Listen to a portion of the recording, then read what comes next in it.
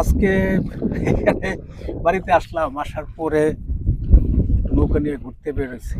এই গোধূলি বেলায় সন্ধ্যা হয় হয় আকাশ একটু রক্তিম রূপ ধারণ করেছে। তো এই সময় ভাবলাম যে একটা কবিতার বই নিয়ে বসি।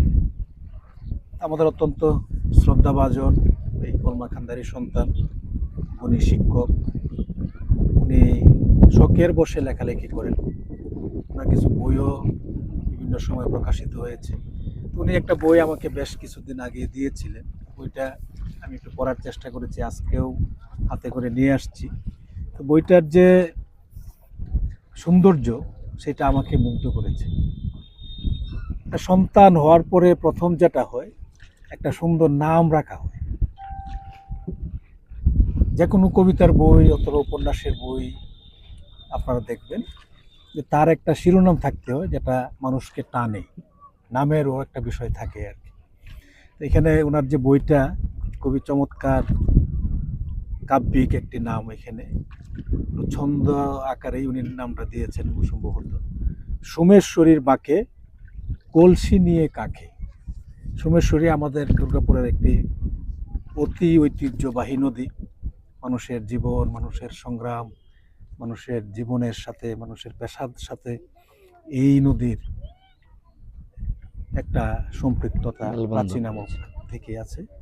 এই জায়গা থেকে উনি কাব্যিকভাবে এটা উপস্থাপন করার চেষ্টা ফুটিয়ে তোলার চেষ্টা করেছেন যে একজন নারী এই সংগ্রামী জীবনের মধ্য দিয়ে নদী থেকে কিভাবে উনি পানি নিয়ে আসেন তার পরিবারের জন্য, তার স্বজনদের জন্য। কবিতাগুলা যে এখানে আমি দেখেছি, যেগুলো একটা আমি একটু পড়ার চেষ্টা করি। কবিতাটার শিরোনাম বাঁকা চাঁদ। নীল আকাশে বাঁকা চাঁদের আলো ঝলমল করে, রোজা শেষে ঈদ আনন্দ চলে ঘরে ঘরে, লক্ষ্মী সোনা মনের সুখে হই হুল্লোড় করে, নতুন জামা কেনার জন্য খোকা বায়না ধরে।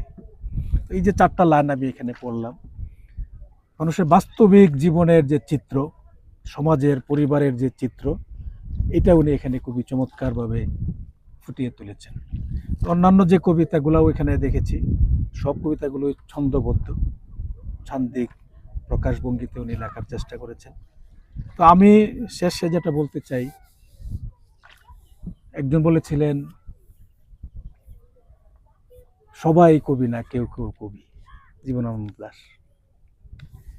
আবার কাজী নজরুল বলেছিলেন আমি বনের পাখি, আমার মতো আমি গান গাই, কেউ যদি তার শুনে আনন্দ পায় পাক, আর যদি সে কষ্ট পায় তাও পাক, আমার গান আমি গেয়ে যাব।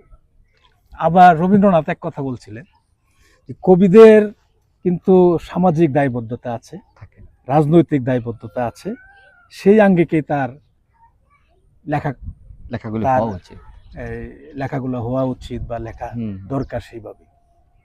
তো এখন এই জায়গা থেকে আমরা যারা সাহিত্য পাঠক, এক ধরনের লেখা আল্লাহর একটা খাস নিয়ামত, সৃষ্টিকর্তার যিনি লিখতে পারেন, ইকরা বিসমি রাব্বি কালাক, প্রথমে বলা হয়েছে তুমি পড়ো তোমার সৃষ্টিকর্তার নামে, এবং কোরআনের প্রথম বাণীটাই কিন্তু এইটা।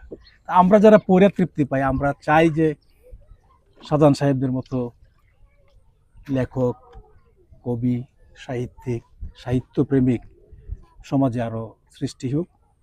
এটা হলে যেটা হবে, সমাজের স্থিতিশীলতা, সামাজিক অবিচার, সামাজিক দায়বদ্ধতা, এগুলা অনেকাংশেই একজন মানুষ হিসাবে আমি যেটা বলতে চাই, স্বাভাবিকভাবে যে অবিচার অন্যায় সমাজে চলে, এগুলার প্রতিবাদ স্বরূপ তারা দাঁড়াবেন।